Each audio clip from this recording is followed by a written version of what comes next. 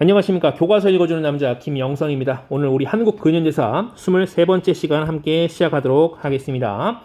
3대단원 일제 식민지 지배와 민족운동의 전개, 3중단원 다양한 민족운동의 전개, 3소단원 60만세운동과 광주학생 항일운동, 4소단원 민족유일당운동과 신간회 되겠습니다. 오늘 두 개 소단원 함께 볼 거기 때문에 내용이 좀 많을 수 있지만 그래도 같이 한번 보도록 하겠습니다. 자, 오늘 이 두 개 소단을 같이 다뤄야 되는데 순서가 조금 뒤죽박죽일 거예요. 교과서 다룬 그 편지랑 좀 다르게 갈 겁니다. 선생님이 지금 밑에서 펼쳐놓은 거에 대해서 같이 좀 갔으면 좋겠어요. 잘 따라오면 좋겠습니다. 자, 교과서는 196쪽 펴주시면 편하게 갈 수 있겠습니다. 자, 보시면요. 첫 번째 학습 목표로 60만세 운동과 광주학생 항일운동의 발생 배경, 전개 과정, 의의를 설명할 수 있다. 즉, 두 개 운동에 대해서 두 개 독립운동에 대해서 얘기를 좀 해보자라는 것이고요. 두 번째입니다. 민족유일당 운동의 전개 과정, 신간회의 활동 내용 및 의의를 설명할 수 있다고 되어 있는데, 자, 오늘 중요한 키워드가 네 가지나 있습니다. 60만세 운동, 광주학생회 운동, 민족유일당 운동, 신간회 총 네 가지가 되겠습니다. 오늘의 연표 보시면요. 1926년에 60만세 운동이라는 것이 있었는데 같은 해에 정우회 선언이라는 것도 있었다는 것을 같이 알아두면 좋겠습니다. 자, 1927년입니다. 신간회가 창립이 됐고요. 1929년 광주 학생 항일운동이 있었습니다. 그리고 1931년 신간회가 해소됩니다. 27년 창립, 31년 해소. 그럼 해소가 무슨 뜻인가요? 이따 같이 보도록 하겠습니다. 자, 오늘의 용어입니다. 60만세 운동, 광주 학생 항일운동, 민족유일당 운동, 신간회. 위에서 봤던 것과 동일하네요. 자, 내용 들어가고 하겠습니다. 자, 보시면 60만세 운동이라는 얘기가 나오고 이런 얘기를 해놨어요. 민족운동의 통합 가능성. 자, 우리가 지난 시간에 뭔 얘기했냐면요. 다양한 민족운동의 전개 얘기하면서 민족주의 계열과 사회주의 계열이 좀 분화되었다, 서로 나뉘었다라고 얘기를 했습니다. 보는 시각에 따라서는 그걸 분화로 보기도 하고 분열로 보기도 할 텐데 어쨌든 간에 60만세 운동을 통해서 이 민족운동이, 즉 독립운동이 다시 좀 통합되지 않을까? 이렇게 할 수 있지 않을까라는 가능성이 보였다는 것입니다. 자, 1번입니다. 60만세 운동의 주요 계기 및 초기 과정은, 자, 일단 주요 계기는요. 순종이 죽어요. 순종. 그 고종의 아들이죠. 사실 이 3.1운동도 고종이 독살설 돌면서 이제 좀 많이 계기가 되기도 했는데요. 자, 순종이 사망하게 되고요. 이후에 사회주의 계열과 민족주의 계열에서 같이 연합을 합니다. 연합을 해요. 근데 사회주의 계열은요. 조선 공산당 중심이었고요. 민족주의 계열은 천도교 중심이었습니다. 동학이 이름 바꿔 썼다 그랬죠.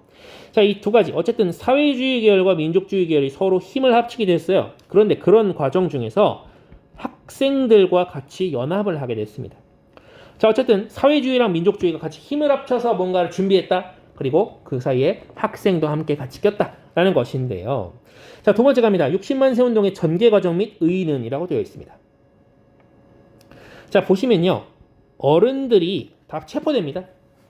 그런데 이 와중에 학생 조직은 발각되지 않아요. 그리고 특히 조선 학생과학연구회, 여기서 말하는 과학은 사회과학입니다. 자, 조선 학생과학연구회 중심으로 준비가 지속이 돼서 결국 만세운동을 하게 됐습니다. 만세운동. 자, 여기 보니까 지금 전개 과정까지만 나와 있네요. 전개 과정은 이라고 질문을 바꾸는 게 좋겠습니다.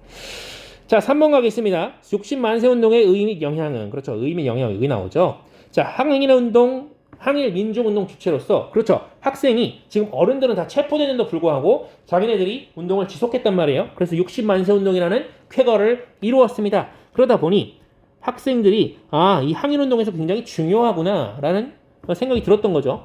그리고 아까도 반복적으로 얘기했던 준비 과정에서 사회주의와 민족주의가 연대했던 경험이 있는 거예요. 그래서 야, 우리 협동전선을 좀 결성할 수 있는 어떤 그런 토대가 되지 않았나? 라는 생각이 됐던 겁니다.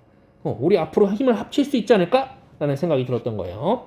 그러면서 진짜로 그런 얘기가 나오게 됩니다.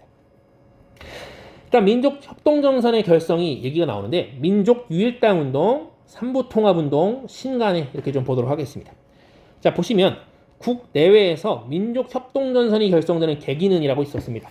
그냥 단순히 60만 세 운동으로만 그 경험이 그 공감대가 형성된 게 아니고요. 국내외에서 여러 가지 사건들이 막 빵빵 터지게 나오는데요. 자, 민족 유일당 운동 같은 경우에 민족에 하나만 있는 그 당을 하나 만들어보자 라는 운동인데요. 이 계기가 뭐냐면 중국에서요. 첫 번째로 국공합작이 일어나는데 이게 1924년이거든요. 자, 제1차 국공합작, 즉 국민당과 공산당이 합작을 하게 됩니다. 중국 얘기에 중국. 아, 중국에 보니까 얘네가 합작을 하더라. 민족주의랑 사회주의가 합작을 하더라. 뭐 이런 얘기가 있었던 거고요. 그리고 임시정부에서 그렇죠. 국민 대표 회의가 결렬된 이후에 야, 우리가 좀 어떻게 새로운 좀 움직임을 보여야 되지 않을까라는 생각이 있었다는 거죠. 그런 고민이 있었어요. 그런 과정 중에 중국 관내에서 민족 유일당 운동이 전개가 됩니다. 뭐 베이징이나 뭐 상하이 이런 데서 전개가 되는데, 그럼 이 중국 관내라는 것은 본토 얘기하는 거예요. 만주 이런 지역이 아니라 그 원래 산해관 안쪽 지역이라고 하는데 그 중국 본토 지역, 그러니까 뭐 우리가 중원이라고 부르는 그 지역을 얘기합니다. 보통 중국 관내에서 민족 유일당 운동이 전개가 됩니다. 이것은 우리 한국인들의 민족 유일당입니다. 한국인들의 민족 유일당 운동. 그리고 임시정부에서 뭐라고 얘기하냐면, 아 그래? 그 민족 유일당이 결성이 되면 앞으로 그 민족 유일당, 그 새롭게 만들어지는 그 당을 중심으로 임시정부가 이끌어가겠다. 그러니까 임시정부가 거기에 따라가겠다. 즉 임시정부의 새로운 대표자로 민족 유일당, 새로 만들어진 그 민족 유일당의 결정을 따르겠다라고 얘기하는 겁니다. 그러다 보니 여기저기서 지금 민족 유일당, 우리 뭔가 힘을 합쳐서 하나로 만들어보자, 하나의 당으로 만들어보자라고 하는 움직임이 생겼던 겁니다. 자, 그리고 만주 지역에서는요, 삼부통합운동이라는 게 만들어져요. 이제 이루어졌는데, 이때 이제 만주 군벌과 일본 제국 사이에 미세 협정이라는 것이 맺어지게 되는데, 이게 만주 지역에 있는 독립군들을 때려잡는 그런 협정이에요. 그럼 어떤 밀약이었습니다. 그러면서 삼부 활동이 굉장히 위축되고요. 그러면서 우리도 힘을 좀 합쳐보자라고 하는데, 이 민족 유일당 운동의 영향도 당연히 있었습니다. 그러니까 어디서든지 지금 힘을 합쳐보자라는 움직임이 있었던 거예요. 그리고 국내에서 끝판왕이 나오죠. 바로 신간회인데요. 자, 국내에서 이 자치론이 팽배합니다. 그러니까 비타협적 민족주의자들은 이걸 엄청 싫어하겠죠. 즉 우리는 일제와 타협할 수 없어. 비타협적 민족주의자입니다. 그리고 1925년이 되면요, 치안유지법이라는 것이 나와서 이 독립운동가도 때려잡지만 이 사회주의자를 특히 엄청 공격하거든요. 그러다 보니 이 사회주의자들이 또 엄청난 반발을 하게 됩니다. 자, 보세요. 지금 신간회예요. 신간회. 자, 국내에서 자치론이 팽배하고 치안유지법의 탄압을 받고, 중국에서는 국공합작이 있었죠. 민족 유일당 운동도 있었죠. 그리고 중간에 이 코민테른, 즉 국제공산당 그 조직에서 민족 통일 전선론이라는 것을 이야기하게 됩니다. 야, 너네 일단 민족이 좀 통일 전선을 이루어야 너네 독립할 수 있지 않겠니? 뭐 이런 얘기들을 막 꺼내게 되는 거예요. 그러다 보니 이제 연합의 필요성을 느끼게 된 겁니다. 힘을 합쳐야겠다. 그러다 보니 그냥 민족주의 아니고요, 비타협적 민족주의 계열에서 뭔 단체를 하나 만들게 되는데, 그게 바로 조선민흥회입니다. 우리 조선의 민중을 한번 일으켜보자. 민흥회입니다. 글자가 너무 모여 써있네. 다시 한번 써볼게요. 민흥회입니다. 여기에 일부 사회주의자가 힘을 합쳐요. 그리고 또 사회주의 계열에서 정우회라는 것을 만들어서요, 야, 우리 민족주의자랑 힘을 합칠 수 있지 않을까? 제휴할 수 있지 않을까? 그냥 민족주의 아니고요, 비타협적 민족주의. 비타협적 민족주의 계열에서 사회주의자와 일부 합세해서 조선민흥회 만들었고요. 사회주의 계열의 정우회라는 단체에서 야, 우리가 비타협적 민족주의 세력이랑 좀 힘을 합칠 수 있지 않을까? 제휴를 할 수 있지 않을까? 라고 주장을 하게 됩니다. 그러면서 둘이 짝짝꿍이 맞았어. 그래서 1927년 신간회라는 것이 결성이 되었던 겁니다. 둘이 합친 거죠. 즉 신간회는요, 비타협적 민족주의와 사회주의 계열이 함께 힘을 합쳤다라는 것입니다. 자, 그러다 보니 지금 쭉 정리를 해보면요, 국내외를 막론하고 뭔가 통합의 움직임, 힘을 함께 합쳐보자라는 움직임이 계속 있었다는 것입니다. 자, 그럼 5번으로 갈게요. 그렇게 만들어진 신간회는 어떤 활동을 했냐? 굉장히 활발한 활동을 하게 되는데요. 전국에 이 강연회를 개최하고요. 그래서 민중을 계몽하고 일제 식민 통치를 비판하고 각종의 사회 운동을 지원하는데, 각종 사회 운동은 뭐 노동자라든가 농민이라든가 청년이라든가 여성이라든가 등등등등 여러 사회 단체들을 또 운동을 지원하게 됩니다. 구체적으로는 1929년이었어요. 원산 지역에 있었던 총파업을 지원하고요. 갑산군에서 있었던 이 화전민 사건이 있었어요. 날개에 나와 있을 겁니다. 교과서에. 그 사건의 진상 규명도 힘쓰게 되고요. 그리고 무엇보다 중요한, 그렇죠, 광주 학생 항일운동의 진상조사단을 파견하게 됩니다. 광주 학생 항일운동의 진상조사단을 파견했다. 자, 그런데 이 신간회가 해소됩니다. 해소. 자, 보시면 광주 학생 항일운동의 진상을 보고하는 이 민중 대회를 개최하려고 했는데, 이걸 일제가 이제 하지마라고 했어요. 경고를 합니다. 근데 이제 무시하고 계속 열려고 했죠. 그런 과정 중에서 이제 지도부가 개편이 되는데, 그러니까 전에 있던 지도부들이 다 체포돼서 잡혀가요. 그러면 새로운 지도부로 개편이 되는데, 이 사람들이 약간 좀 온건한 세력이었던 겁니다. 그래서 좀, 야, 이거 우리가 너무 일제에 개기지 말고 너무 반항하지 말고 우리 되는 것만 하자, 뭐 이런 얘기가 나오게 됩니다. 그리고 국제공산당 즉 코민테른에서 뭔 얘기하냐면 12월 태제라는 것을 강령으로 내리는데, 태제는 강령이라고도 불러요. 계급이 민족보다 중요하다. 우리 이제 계급 투쟁을 더 우선해라 라고 얘기하게 됩니다. 자, 근데 우리가 전에 뭐 이런 얘기 있었잖아요. 코민테른의 민족통일전선론. 야, 지금 계급 뭐 이런 거 얘기하지 말고 민족을 같은 민족으로 똘똘 뭉쳐서 그래서 독립을 이뤄내라, 뭐 이런 얘기를 했었다면, 지금 12월에 와서는요 이런 얘기 하는 거예요. 야, 계급이 민족보다 더 우선해라 라고 얘기하는 거예요. 즉 우리 민족 남의 민족 이런 얘기하는 게 아니라 우리 계급 먼저 얘기하자, 이 얘기입니다. 그러다 보니 사회주의자들이 또 여기서 슬슬 또 어떤 발을 빼게 되는 그런 상황들이 생기게 됩니다. 여기에 동조하는, 코민테른의 12월 태제에 동조하는 사회주의자들이 많이 등장을 했던 거죠. 그러다 보니 등장한 게 바로 해소론입니다. 그리고 당연히 해소 반대론도 있어요. 그런데 왜 이렇게 자꾸 해소거리냐면, 해소라는 것은 당시 이제 사회주의자들이 사용했던 단어인데, 더 발전적으로 또 다른 단체를 만들기 위해서 우리 잠깐 흩어지는 거야 라고 얘기하면서 우리는 해산이 아니고 해소다 라고 얘기하는 거였습니다. 자, 그래서 해소론과 해소 반대론이 충돌을 하는데 31년도에 전체 대회에서 결국 해소가 결정이 납니다. 이게 뭐 기권이 상당히 많았다고 해요. 기권이 엄청 많았다고 하는데 어쨌든 아쉽게도 해소로 좀 결정이 났다는 점 한번 생각을 해주시고요. 자, 그리고 끝판왕 잡아보도록 하겠습니다. 바로 광주 학생 항일운동인데요. 자, 이 운동은 뭐냐면 3.1운동 이후에 최대 규모의 항일 민족운동이었습니다. 3.1운동은 한국 역사상 최대 규모였는데 이후에 최대 규모는 바로 3.1운동, 광주 학생 항일운동이었다는 점이죠. 자, 7번 갑니다. 자, 이 운동의 배경은이라고 되어 있는데요. 자, 1920년대 중반 이후에 전국에서 조직적인 학생운동이 전개가 됩니다. 우리 60만 세 운동에서 이미 봤잖아요. 60만 세 운동에서 항일운동의 주체로서 학생이 얼마나 중요한 주체인지, 그 역할이 얼마나 중요한지 이미 알았어요.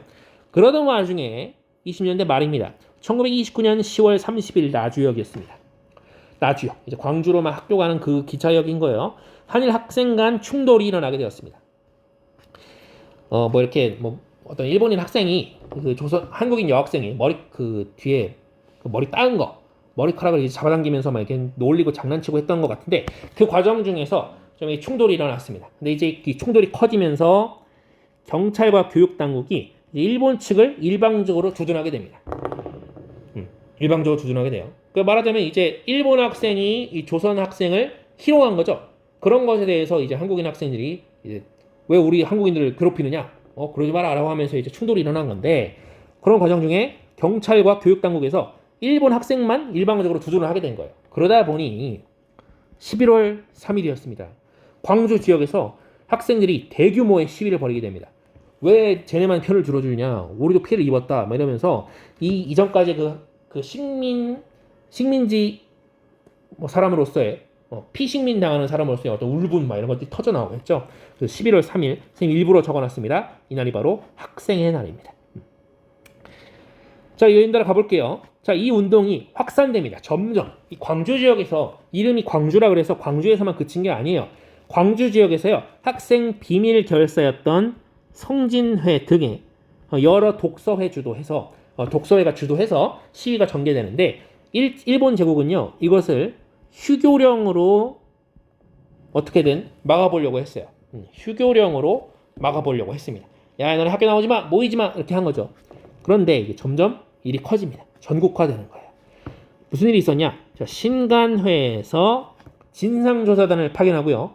야, 이거 일이 어떻게 된 거야? 라고 진상조사를 하게 되고요. 그리고 조선 청년 총동맹에서 전국의 청년운동 단체 및 학생단체에 연락해요.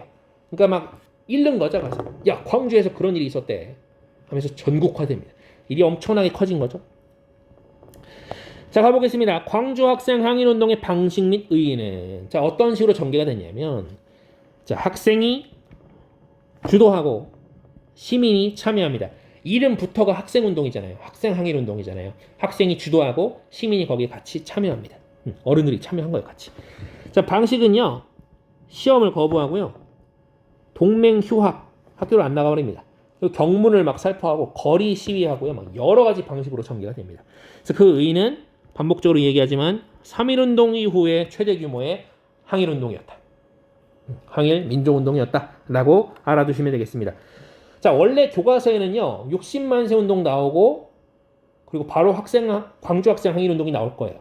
그 다음에 사소단원에서 민족유일당 운동이니 뭐 신간이 나올 건데 쌤이 그 중간에 신간회 얘기를 먼저 꺼냈습니다. 왜냐하면 광주 학생 항일운동에 신간회가 영향을 계속 끼쳤기 때문입니다. 거기에 같이 사건이 연관되어 있기 때문에 먼저 신간회 얘기를 한 거예요. 아시겠죠? 자, 그래서 오늘 60만 세 운동 그리고 그 이후에 뭔가 민족주의 계열과 사회주의 계열의 어떤 연대 가능성 그리고 신간회의 결성 그리고 광주 학생 항일운동이 일어났고 거기에 신간회가 개입을 했었고 나중에 또 신간회가 해소되는 과정까지 우리가 함께 보았습니다. 오늘 내용이 상당히 복잡합니다만 그래도 차근차근 정리하셔서 또 시험 대비 잘 하셨으면 좋겠습니다. 오늘 수업은 여기까지입니다. 대단히 고생 많으셨습니다.